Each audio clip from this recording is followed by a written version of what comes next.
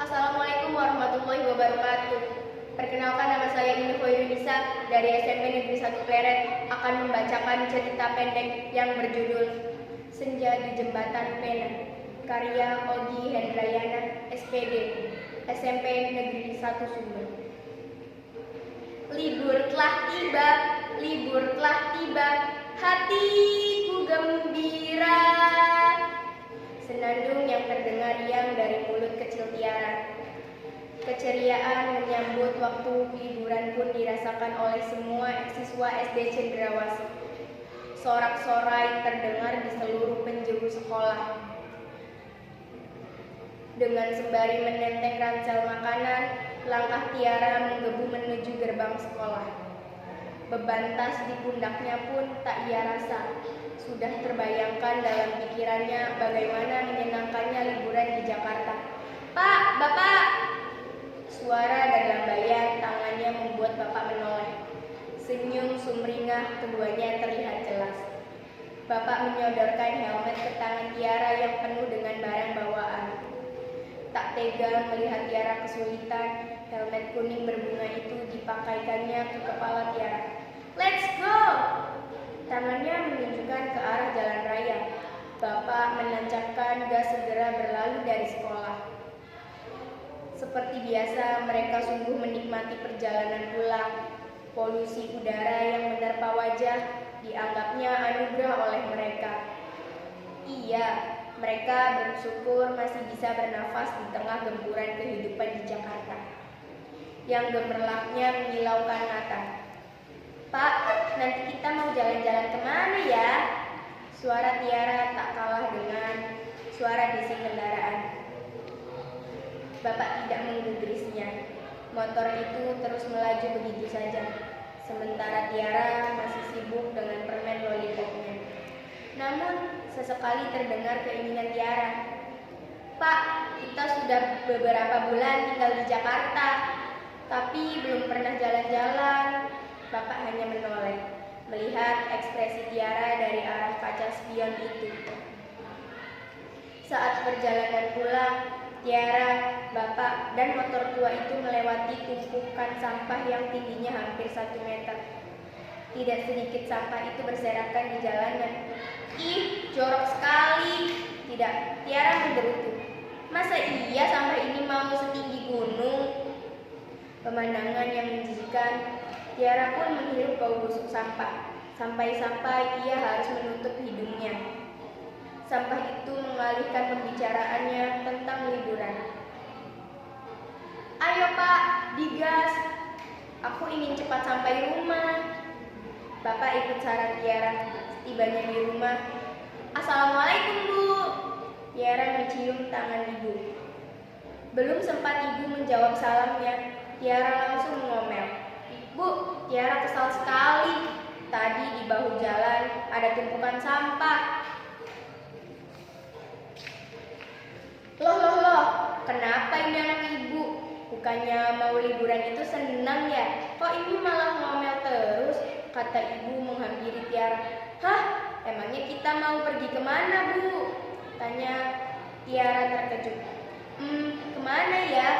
Ibu menatap Bapak penuh arti. "Aku dengar tadi Putri mau ke Bandung dan Laras mau liburan ke Malang." Suara Tiara makin pelan. "Tiara bosan di rumah saja Pak, Bu. Sudah beberapa bulan di Jakarta, kita belum pernah jalan-jalan." "Iya, nanti kita jalan-jalan. Sekarang kamu ganti pakaian dulu, lanjut makan siang, oke?" Ibu menenangkannya. Saat Tiara makan siang di TV, ia mendengar bapak dan ibunya membicarakan tentang liburan di dapur. Namun sayang, obrolan mereka tidak mengarah ke hal yang menyenangkan. Ada masalah yang harus Tiara dengar di antara percakapan kedua orang tuanya.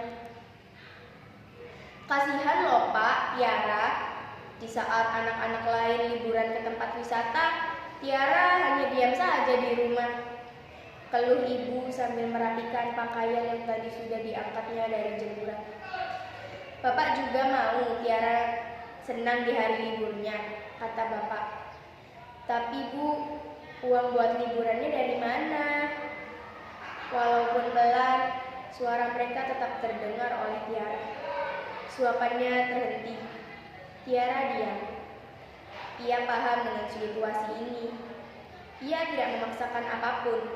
Hari demi hari berlalu. Tiara menghabiskan masa liburnya hanya dengan bermain gawai. Dunianya terbatas. Ia tidak melihat dengan nyata. Ia juga tidak bisa merasakan yang sebenarnya. Gawai hanya menghibur mata, tak untuk hati. Siang ini, dari luar terdengar Mama Esther memanggilnya. "Tiara, Tiara!" "Iya Tante, ada apa?" Tiara sudah lebih dekat dan akrab dengannya dibandingkan perjumpaan pertama mereka. Keluh Tiara. "Kok kamu liburan diam saja di rumah?" Logat Papuanya masih kental. "Iya Tante, aku bosan sekali di rumah." "Ya udah, ini bawa." Mama Esther menyodorkan satu karung kecil botol air mineral. "Hah, apa nih Tante?" Tiara sangat bingung. "Sudah, jangan banyak tanya. Ayo, ikut Tante saja. Di sana kamu akan banyak teman baru," saran Mama Esther, sang pejuang pendidikan dan lingkungan untuk kalangan bawah. "Bu, aku ikut Mama Esther dulu ya." Tiara berlalu dengan salam. "Iya, hati-hati ya nak," pesan ibu. "Mama titip Tiara ya." Mama Esther hanya tersenyum dan mengangguk. "Tante, memangnya kita mau kemana?" tanya Tiara heran. Namun, langkahnya tetap sigap mengikuti Mama Esther dari belakang. "Tante, jangan-jangan kita mau ke kolong jembatan ya?" ujar Tiara yang membuat langkah Mama Esther terhenti. Matanya yang tajam memandang Tiara. Tiara pun dibuat gugup dan merasa bersalah. Mama Esther berkata, "Iya, betul Tiara, kita akan pergi ke sana." Sesampainya di sana, tampak jelas kehidupan di bawah jembatan. Gubuk-gubuk berjejer, sampah pun tak dielakkan ada di mana-mana. Namun, ada senyum yang menyambut mereka berdua. Tiara dan Mama Esther disambut hangat oleh 7 anak yang menanti keduanya sedari tadi.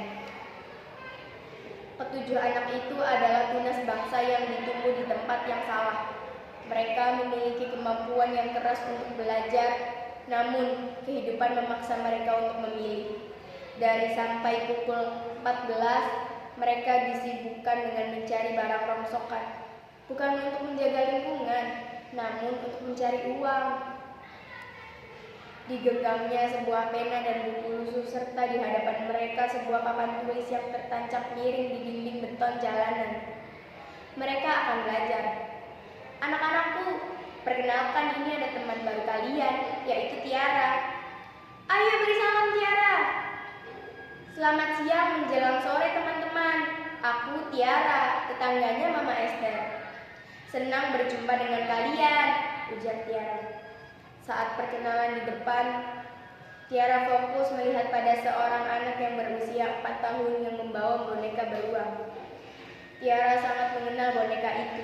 Lalu, ia menghampiri anak kecil itu dan menanya, "Dek, bagus ya boneka beruangmu?" "Iya kak, aku dikasih Kak Tiara dari SD Cendrawasih," jawab anak itu polos. Tertulis di belakang labelnya, Tiara. Benar saja, ternyata boneka beruang itu milik Tiara yang disumbangkan saat ada acara bakti sosial di sekolahnya. "Iya, itu aku Tiara," jelas Tiara. "Benarkah?" Keduanya saling berpelukan. Tiara sangat bahagia, barang kesukaan berada di tangan yang tepat. Seakan boneka beruang itu menjadi penghibur anak kecil itu lantaran ia ditinggalkan oleh ibunya meninggal dunia. Terima kasih. Wassalamualaikum warahmatullahi wabarakatuh.